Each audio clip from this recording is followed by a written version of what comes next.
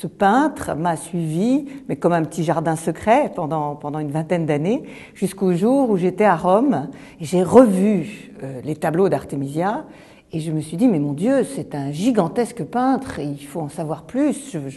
Et pour moi, la vie a basculé, a commencé une très très longue enquête de 4 ans où j'ai traqué tous les tableaux de façon à voir les œuvres avant d'écrire sa vie. Elle est incroyablement moderne sur tous les plans. D'un point de vue artistique, c'est vraiment une femme qui a su peindre les femmes comme personne. Enfin, il y a une espèce de sens du corps féminin, de la chair, du sang. Elle se peint elle-même très souvent, donc elle connaît sa propre anatomie très très bien. Donc les femmes qu'elle peint sont incroyablement existent.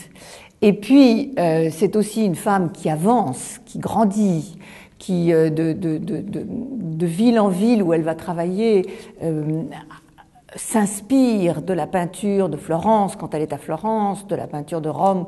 Elle peint comme les Caravagesques à Rome, elle peint comme les Espagnols quand elle est à Naples. C'est quelqu'un qui apprend.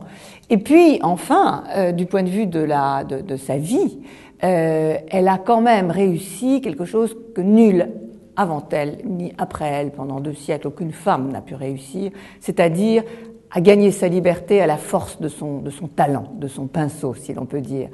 Il y avait des femmes peintres. Ce serait une stupidité de dire qu'elle est la première femme peintre. Mais les femmes peintres étaient normalement cantonnées à une certaine sorte de peinture qui étaient des tableaux de dévotion, des vierges, des bouquets de fleurs et si elles étaient très très bonnes, éventuellement des portraits.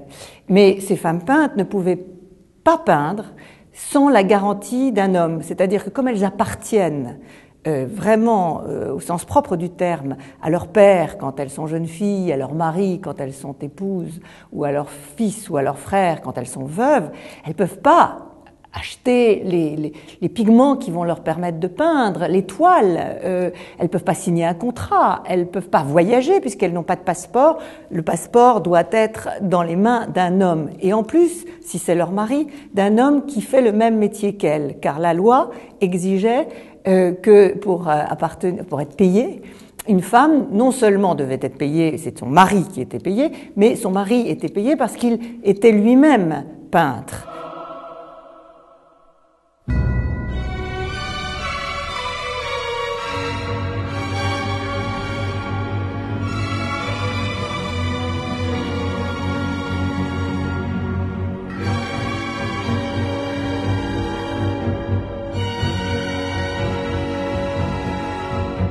C'est un de mes tableaux préférés parce que il y a tout Artemisia, dans le sens où d'un côté, alors du point de vue de la forme, ceci est une Judith et sa servante, et cette Judith reprend une composition de Michel-Ange puisque elle réinvente le David, vous savez, le David de Michel-Ange, qui est une statue qui se trouve à Florence, elle-même est à Florence, elle regarde Michel-Ange et elle réinvente le thème, parce que dans le David de Michel-Ange, la main qui est sur l'épaule tient une fronde, puisque c'est David, mais c'est le portrait d'un justicier, et ici Artemisia a la même main, mais elle tient une épée, et c'est le portrait d'une justicière qui est Judith.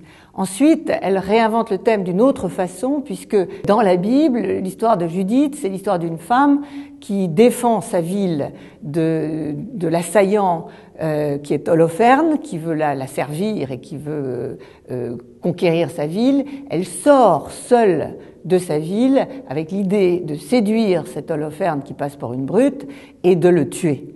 Et elle sort avec sa vieille servante, sa nounou, qui va l'aider qui est sa suivante, si vous voulez. Et là, ce qui est tout à fait intéressant, c'est que c'est pas du tout une vieille dame, la servante, ce sont vraiment deux amies, il y a une intimité incroyable entre ces deux femmes. Elles viennent de libérer leur peuple, en fait, et elles sont en danger. On voit très très bien qu'elles sont sur le point de fuir, parce qu'évidemment, les hommes d'Holoferne vont les igouiller très, très rapidement. Et donc, ce qui est fascinant, c'est la force dramatique du tableau, parce que le danger est en dehors du tableau. On voit pas ce qui les menace, mais on sent que leur attention à toutes deux est tendue vers une menace. Et puis il y a dans ce panier qui est l'objet le plus féminin, dans le sens où d'habitude on y met des œufs ou on y met des fruits. Normalement, les femmes peignaient des paniers comme cela avec des fruits ou des fleurs, et Artemisia y met la tête tranchée du personnage.